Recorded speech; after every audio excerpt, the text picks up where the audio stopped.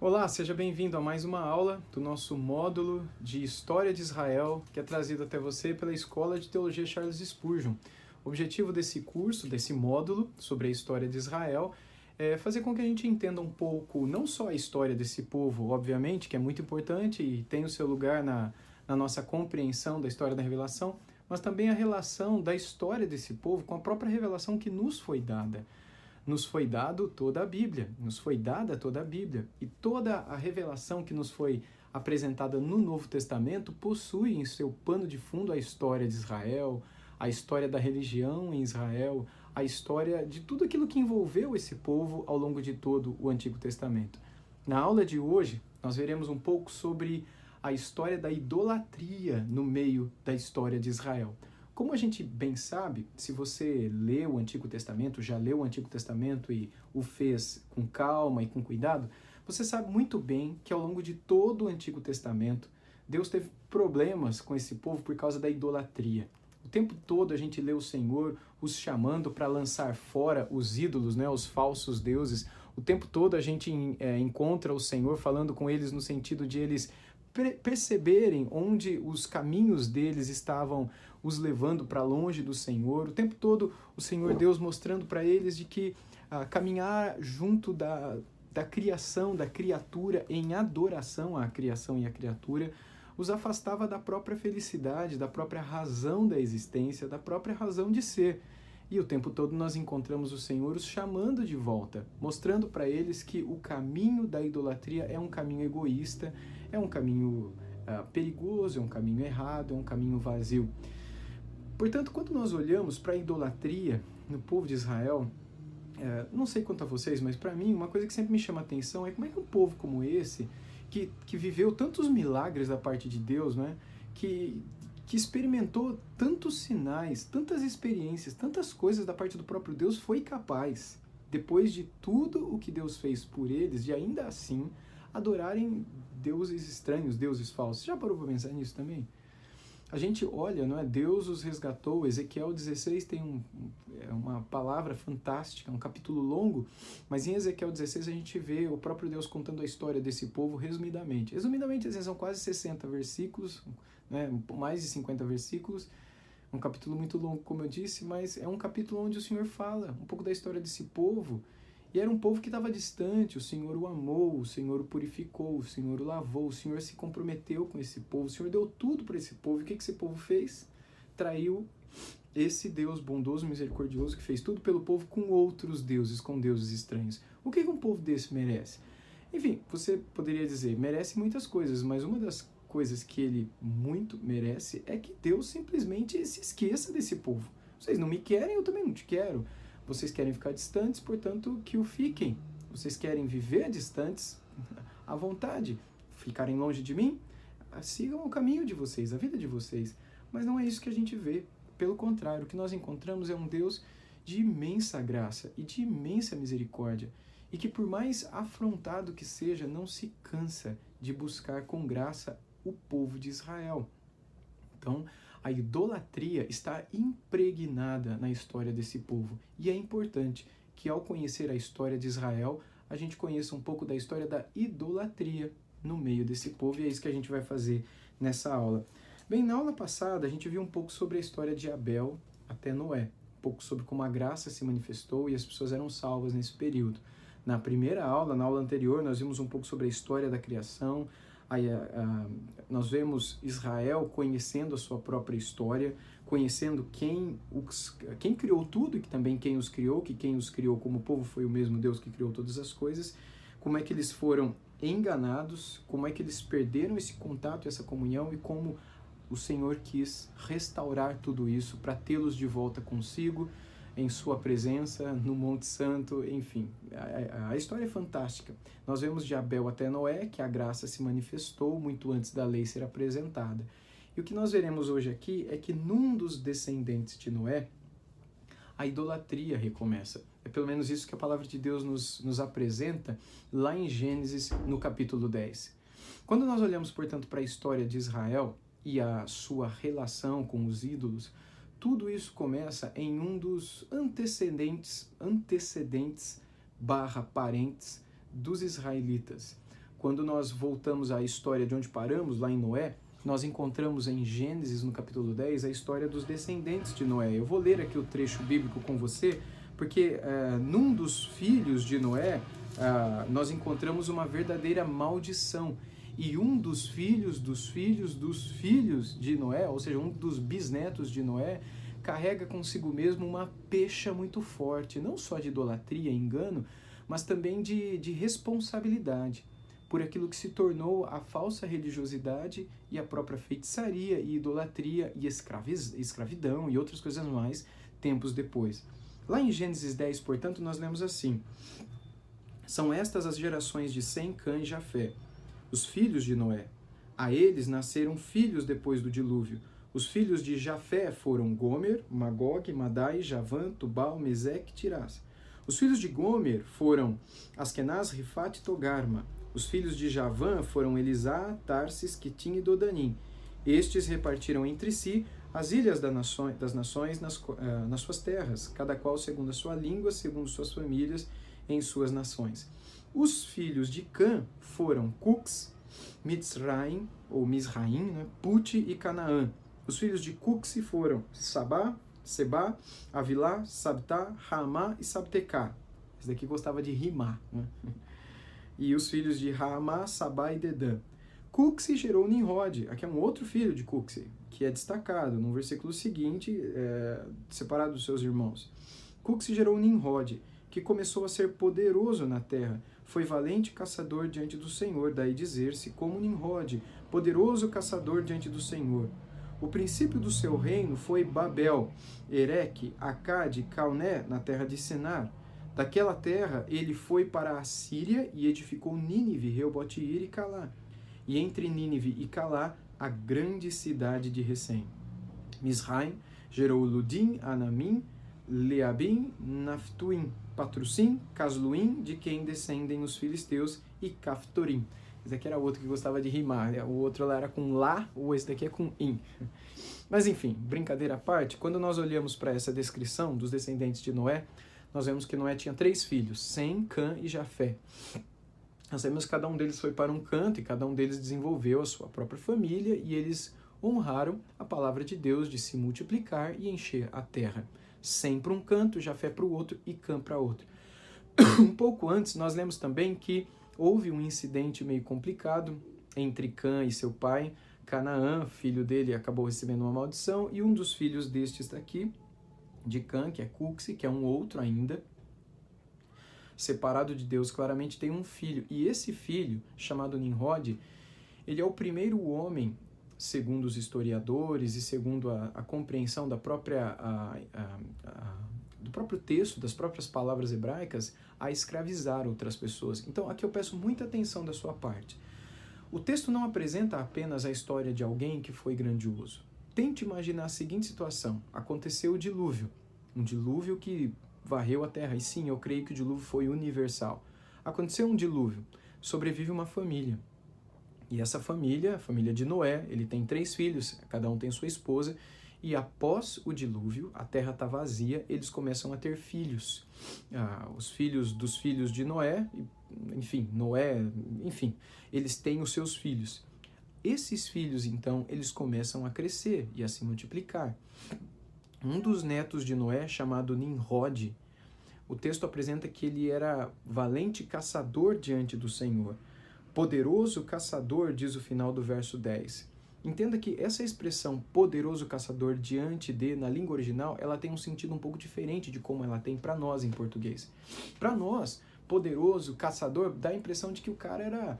Ele caçava bem, sei lá, cavalo, caçava cobra, caçava capivara, sei lá. Ele caçava alguma coisa, caçava porco, sei lá, caçava. Então ele era um poderoso caçador diante do Senhor. Essa expressão diante de também traz consigo a ideia de temer, não é? Ele estava sempre diante do Senhor, temente ao Senhor, um poderoso caçador diante de Deus, não é? Mas a expressão hebraica para diante de aqui é uma expressão muito forte e ela não diz prostrado diante em adoração, mas a ideia é contrário a. Diante de significa contrário a. Se isso te parece difícil, imagine a seguinte situação. A seleção brasileira de futebol está diante da seleção argentina de futebol para um amistoso. Mesmo sendo um amistoso, o fato do Brasil estar diante da Argentina no campo de futebol significa que o Brasil está temendo a Argentina ou significa que ele vai ser contra? Imagine o Anderson Silva, o Spider-Man lá do UFC, o lutador. Ele está diante, sei lá, do Minotauro para uma luta, um combate. Um está diante de o outro. Esse diante de, ele é uma atitude de reverência e prostração e adoração, ou ele está diante de para um confronto com? É óbvio que é diante de para um confronto. Quando o Corinthians está diante do Palmeiras, não está ali para bater palma, abrir a zaga e deixar que o Palmeiras faça uma goleada. Ele está diante de para um combate futebolístico, obviamente, mas para um combate. A expressão diante de aqui em Gênesis é a mesma. A ideia é que Nimrod estava diante do Senhor no sentido de estar contrário ao Senhor, contrário às palavras do Senhor, aos conselhos do Senhor, às ordens do Senhor, como a gente vai ver no capítulo 11, numa das cidades das quais ele é o fundador, e nesse tempo, provavelmente o rei também é responsável por tudo que ali acontecia. Ainda em Gênesis 10... a história de Nimrod é importante porque ela está intimamente ligada com a história da idolatria no Antigo Testamento, que está intimamente ligada com a história de Israel no Antigo Testamento, por isso eu estar gastando tempo nessa história aqui com vocês. O texto também diz, no versículo 10 do capítulo 10 de Gênesis, que o princípio do reino do tal do Nimrod foi Babel. Babel, Ereque, Acade, Calné, e depois ele foi de lá e fundou Nínive, Reobote-ir, Calá, a grande Recém. Enfim, todas essas são grandes cidades na antiguidade, todas elas conhecidas pela sua violência. Algumas delas foram capitais de grandes impérios, como Nínive do Império Assírio, fundado também pelo Nimrod. Babel, capital da Babilônia, também fundado por Nimrod. Ele fundou esses grandes impérios da humanidade, ou seja, foi uma figura de expressão. Quando o texto diz, voltando ao versículo anterior, que ele era caçador, talvez numa primeira leitura, como aconteceu comigo, te venha à mente de que ele caçava animal, mas a expressão aqui não é a expressão ligada a caçar animais, mas a caçar gente. Ele era um caçador de seres humanos. Ele foi uma pessoa que escravizou outras pessoas, e assim ele conseguiu começar a reinar. Agora, pensa comigo, acabou o dilúvio, uma família, Sem, Cã e Jafé, suas famílias, eles têm filhos, mas quem foi o primeiro cara que falou, eu vou mandar em todo mundo, eu vou ser o rei? Quem que ousaria? Tem Noé, Sem, Cã e Jafé, os filhos dele, aí lá na frente alguém fala, não, eu sou o rei. Ele levanta a mão e fala, eu vou mandar, vocês vão me obedecer. Eu vou falar, vocês vão ser meus súditos, eu vou falar, vocês vão construir, eu vou falar, vocês vão para a guerra, eu vou falar, vocês vão me oferecer isso e aquilo, eu vou falar, vocês vão matar. Quem foi o primeiro cara a se fazer um rei diante dos outros, poderoso diante dos outros, caçador de gente, porque um reino se faz com escravos? Foi Nimrod. Quando nós olhamos para a história geral da humanidade, nós chegamos a uma figura muito importante na criação da Babilônia, que não se chamava Nimrod, se chamava Sargão. O Sargão, se você pesquisar na internet, você vai encontrar também como Sargão de Acade, e Acade é um dos princípios do reino de Nimrod aqui também. Você vai inclusive ter o busto, né, a estátua, o rosto desse homem. Esse Sargão provavelmente era o nome dele mesmo. O nome desse cara aqui de Gênesis 10 não era Nimrod, provavelmente, porque Nimrod em hebraico significa rebelde, ou o rebelde. Nimrid é uma palavra hebraica que significa rebeldia. Nenhuma mãe, nenhum pai, em sã consciência, daria para o seu filho o nome de rebelde. Você daria esse nome para o seu filho? Como é que seu filho vai chamar? Meu filho vai chamar rebelde. Ninguém faria isso. Mas naquele tempo, era muito comum que as pessoas registrassem a história dos homens, não com os seus nomes originais, mas com alguma característica que os marcou ao longo de sua vida. Por isso Jacó ficou conhecido na história como Israel. Por isso Saulo de Tárcio é conhecido hoje como Paulo, o apóstolo Paulo. E tantos outros homens e mulheres, Abrão como Abraão, Sarai como Sara. Isso sempre foi muito comum no Antigo Testamento. Pessoas dentro e fora do contexto bíblico, dentro e fora do contexto canônico, da história bíblica e também da canonicidade das Escrituras, serem reconhecidas na história e nas Escrituras pelas características dessas pessoas, muito mais do que pelo seu nome original. Portanto, é uma teoria de que o nome desse Nimrod originalmente seja o próprio Sargão, segundo a história geral, foi o fundador perdão, foi o fundador não só da Babilônia, mas de Nínive, da Acádia e dessas outras regiões que aqui em Gênesis 10 a gente vê que um outro cara foi o fundador das mesmas regiões. Isso é muita coincidência, né? Dentro e fora da Bíblia, a mesma pessoa ser fundador de todas as regiões, possuindo as mesmas características. Enfim, nós acreditamos que essa pessoa aqui registrada na Bíblia é esse de quem a história geral trata. E segundo não só os registros da história geral, mas as próprias lendas dos registros babilônicos, também os talmudes babilônicos, como Erubim e tantos outros que foram registrados ao longo da história de Israel, e os próprios livros dos mitos e lendas de Israel, não dá tempo da gente explorar tudo isso aqui nessa videoaula, apresentam uma história muito semelhante e que a gente percebe que acompanha a história de Israel ao longo de todo o Antigo Testamento. E a história é mais ou menos a seguinte. O que nós encontramos aqui é um homem chamado Nimrod. E o que a gente encontra no capítulo seguinte é que esse líder que funda Babel, e no capítulo 11, que é o capítulo seguinte, ele está ali, o nome dele não é apresentado, mas os cidadãos dessa cidade, liderados por alguém, eles constroem uma torre, cujo topo chega até o céu. Segundo eles o fariam isso para que eles nunca mais fossem destruídos. Eles também dizem em Gênesis 11, se você quiser eu posso ler aqui, olha, no versículo 4, venham, vamos construir uma cidade, uma torre, cujo topo chega até os céus, e tornemos célebre o nosso nome, para que não sejamos espalhados por toda a terra. Então o Senhor desceu para ver e a gente vê o que acontece no final. Ou seja, é interessante que eles queriam tornar célebre o nome deles, sendo que a vontade de Deus era que o nome de Deus se tornasse célebre em toda a terra. Um outro ponto curioso é que eles dizem, para que não sejamos espalhados por toda a terra. E qual que era a ordem do Senhor? A ordem do Senhor era multiplicar e encher a terra. Eles falaram, não vamos encher nada, vamos ficar aqui juntinho. E vamos construir uma torre muito alta, e se a gente ficar junto, a gente vence esse Deus, porque se ele vier destruir de novo, a gente vai estar bem protegido. No livro Antiguidades Judaicas, Flávio Joséfo, ele registra a história do povo judeu. É um outro livro interessante para você conhecer a história de Israel, Antiguidades Judaicas. Quem o escreveu foi Flávio Joséfo, que era um historiador israelita, judeu do primeiro século. Ele foi contemporâneo de Jesus, do apóstolo Paulo e dos demais apóstolos. Flávio Joséfo conta a história de Nimrod, porque ele conta a história de Israel, e a história de Israel está ligada com a história da idolatria, e a história da idolatria está ligada com a história de Nimrod. Por isso, essa terceira aula tratar desse assunto justamente. E ele vai dizer então que foi ele, segundo o pensamento e história dos próprios israelitas, o responsável pela construção da Torre de Babel. E, obviamente, esse Flávio Joséfo conta essa história numa perspectiva secular, não religiosa, embora sendo israelita, mas não era alguém temente a Deus. Ele era um israelita, então conhecia a sua história, mas não era um religioso judeu, né, se você me entende. Então ele conta essa história e vincula a figura desse personagem à própria construção da Torre de Babel, com outro aspecto interessante. Ele sempre foi marcado pela violência. Agora, então, eu saio um pouquinho das escrituras e entro na própria história dos babilônicos, nesses registros de talmudes e outros documentos que podem ser encontrados vastamente na internet. Eu estou escrevendo um material, não sei quando você está vendo esse vídeo, é possível que esse material sobre o Pentateuco, que eu estou a escrever, já esteja publicado quando você assiste esse vídeo. Você pode pesquisar na internet com o meu nome e você vai encontrar.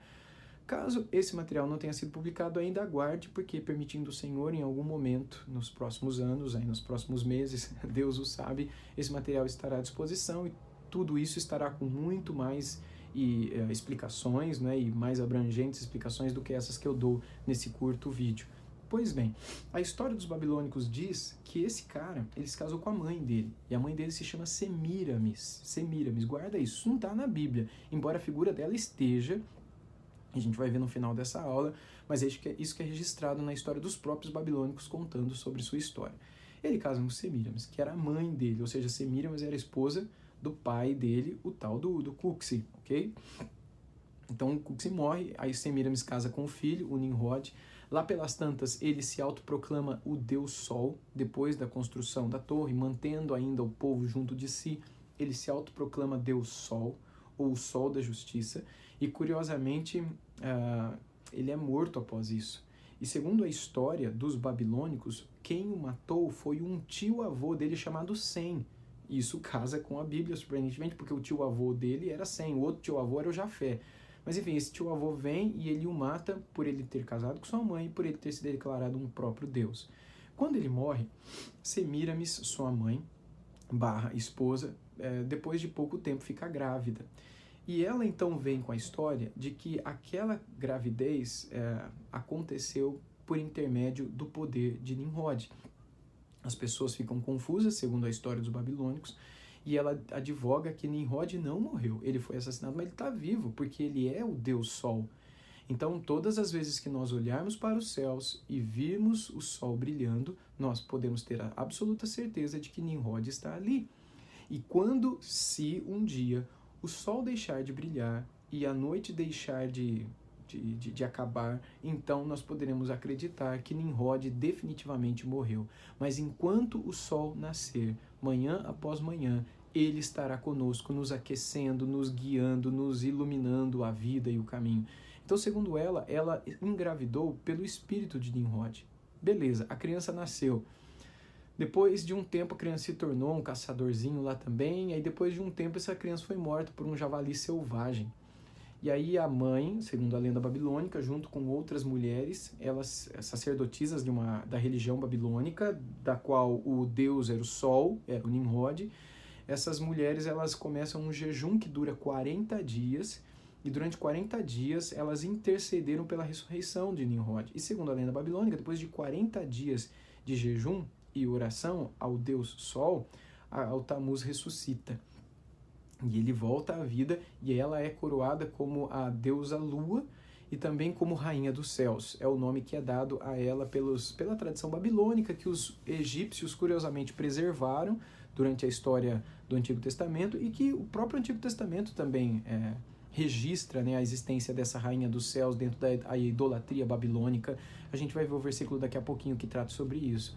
Então, logo após essa situação, ela se torna a grande chefe ali da Babilônia, e há muitas imagens na internet associando Semíramis com essa figura da liberdade, do poder, de quebrar com os paradigmas, etc. Não é? Algumas vezes registrada com os seios de fora. Enfim, existem muitas imagens, existem algumas especulações também, existe gente que exagera demais, tem alguns sites aí que escrevem coisas nada a ver, especulando em cima do oculto, não é? Mas existem alguns aspectos que são fatos, não é? E que estão registrados na história do próprio povo babilônico, como na história do povo assírio, do povo fenício, do povo egípcio, do povo romano, do povo grego, do povo macedônico e na própria Bíblia. E cuja origem é lá toda na Babilônia, nessa historinha que eu estou contando para vocês. Então essa historinha aqui não é coisa pouca, é o que dá base para toda a idolatria, não só no Antigo Testamento, mas até os dias de hoje. Bem, logo após a ressurreição desse Tammuz, segundo a lenda babilônica, ela se faz Rainha dos Céus e a imagem dela com o filho começa a ser exportada, no melhor uso dessa palavra, para outras nações. Aquela então que era adorada, e a figura era sempre de uma mãe com uma criança no colo, e ela como a Rainha dos Céus e ele como o Tammuz mesmo, né? Quando essa religião ela é exportada para a Fenícia, Semíramis e Tammuz se torna Astarote e Baal. Quando para o Egito, Horus, Íris e Horus, né? Colocando Nimrod aqui no meio também. E assim em outros cantos, né? Mundo afora. Na Síria, a mesma coisa acontece, mas lá é Ishtar e Inaná. Ishtar como Semíramis e Inaná como Tammuz. A gente vê isso entre os gregos, a gente vê isso entre os romanos também, e com outras religiões que acabam incorporando, e a figura é sempre a mesma, uma mãe segurando a criança no colo, e essa figura presente de Astarote e Baal, Ishtar e Inaná, Semíramis e Tammuz, Horus e Ísis, Vênus e Cupido e outros. Curiosamente, há um tempo atrás, participando de uma exposição de antiguidades judaicas, de arqueologia judaica na cidade de São Paulo, na Pinacoteca do Estado, na cidade de São Paulo, ali estava uma estatueta pequenininha que foi encontrada numa escavação feita nas imediações de Jerusalém, e essa estatueta foi encontrada numa casa muito antiga, do século I a.C., 1 ou 2 a.C., e era um ídolo do lar. Foi encontrada numa casa de um judeu em Jerusalém, um século antes de Jesus nascer, pensa.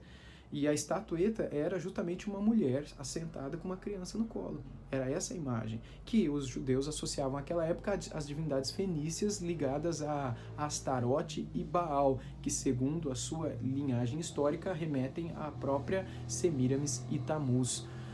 Enfim, ou Rainha dos Céus e Tamuz e o Deus Sol, essa trindade profana babilônica ou trindade babilônica, como muitos a preferem chamar.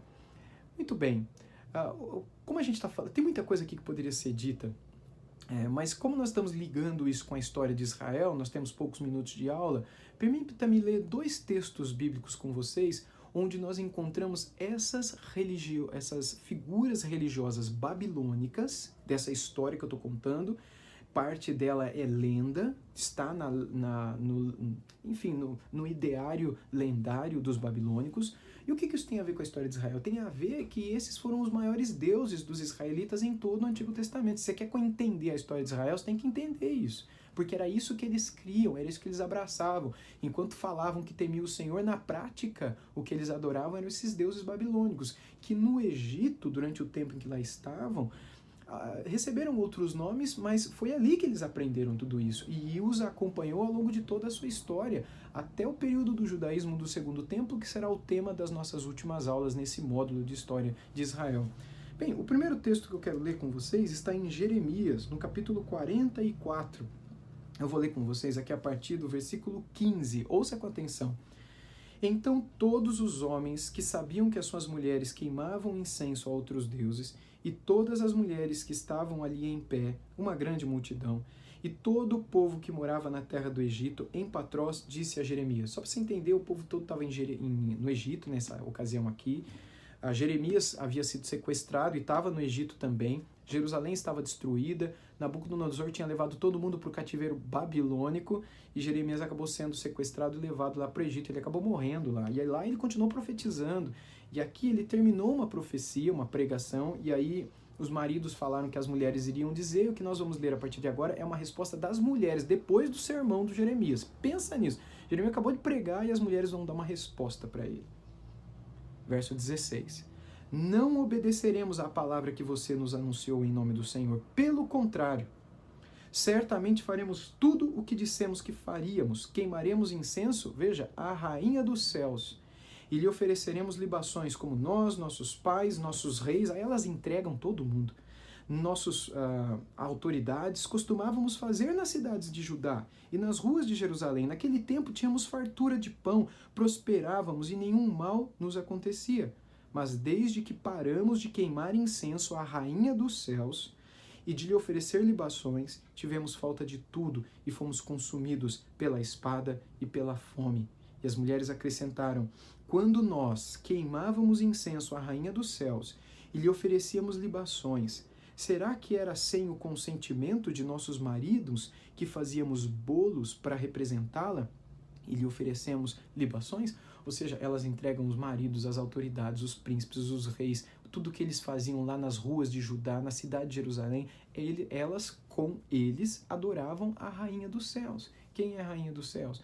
Na história do Antigo Testamento, uma das únicas figuras relacionadas a essa é a própria Semíramis, cujo nome era Rainha dos Céus, na religiosidade, na religião babilônica.